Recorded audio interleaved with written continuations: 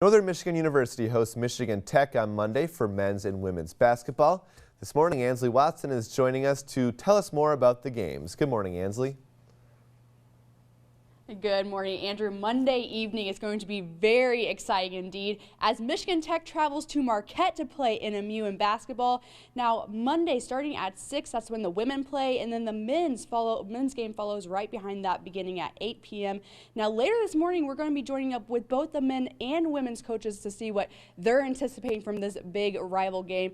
Don't worry, if you can't make it to those games in person, we will be airing those games on our sister station, Fox UP, so we'll have more details on that later in the hour. Stay with us. Reporting live in Marquette, Ansley Watson, TV6 News. All right, Ansley, thank you very much. And as we get ready for the weekend, Cassie, people maybe waking up to some snow. NMU's men's basketball team takes on Michigan Tech at home Monday at 8 p.m. Ansley joins us again to talk about what that team is expecting from the rivalry game. Good morning, Ansley. Good morning, Andrew. Well, clearly I need to work on my hops because I tried to just jump and touch that net and I could not do it. So I'm going to be working on that for the rest of this morning. But joining me this morning is Bill Salt, and he's the head men's basketball coach for NMU. Good morning. Hey, good morning. How are we doing? Doing well. How are you? Awake. You had a big game last night. Yes, Talk we did. About that against Ferris State. Yeah, a great game. Ferris came in ranked 18th in the country. Played them incredibly tough. Lost by 6. Made a big run at the end. But a great crowd. I was excited, and I'm really happy for our guys. Another really well-played game with lots of effort. Let's talk about the season overall. I mean, there's been some bumps in the road, but you're optimistic about the rest of the season. Well, absolutely. Very young team, but all the young guys are really starting to play well. Nava Eccles, Isaiah Johnson have been incredible for us, along with Jordan Perez. Yeah, a lot of freshmen and sophomores, but really coming in their own here in this part of the season. And really looking forward to these next 9 games and what we're going to do, and I'm really excited for this future. Now, before we hit on Monday against Michigan Tech, you have a game tomorrow against Grand Valley State. Yes. Is that correct? What are you looking forward to that game about? Well, with Grand Valley, a very physical game. They're quite big. We're a little small. We'll shoot the 3. They'll try to pound it inside. So I'm hoping tempo takes over and we get it again. I talked to you about that just before we went on air. Free tickets at Culver, so a great chance to come watch us here at Barry Events Center tomorrow at 3 o'clock. All right, and then come Monday, Michigan Tech is traveling here. You guys are going to have the home court advantage. Game begins at 8.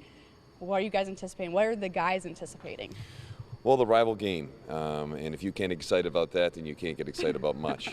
I think the good thing for our guys, we have enough guys returning that have been in the game now and understand the importance of a rivalry and what you have to do.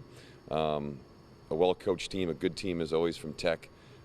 Great to have them at our place first, and really excited about the opportunity to go get it on the floor. Is there anything particular that you need to specialize in or prepare for the game?